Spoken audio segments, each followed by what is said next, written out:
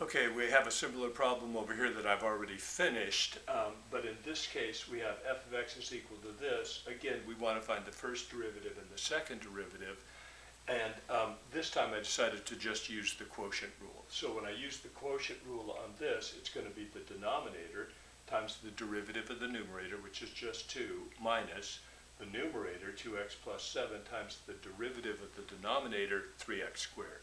So then I can simplify that. Let's see, I have 2x cubed here and a negative 6x cubed here. That's where I get the negative 4x cubed, so on and so forth. I simplify. Here I can factor in x squared out of the numerator and denominator. That'll simplify a little bit more. Now, to find my second derivative, I have to differentiate this. So I differentiate the first derivative to find the second derivative.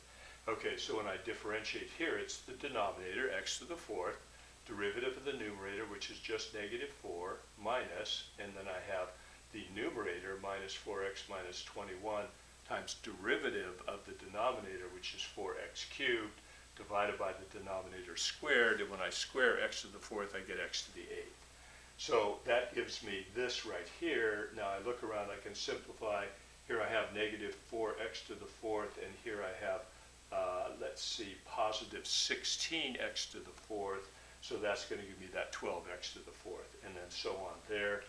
Now I see I have an x to the third common to both the numerator and denominator. I factor that out, divide out the common factors, and I end up with this. So in this problem right here, same type of problem, but I decided, I'm just going to divide numerator and denominator by x, so I get 1 minus 4x to the negative 1. Then I just differentiate that way without having to use the quotient rule.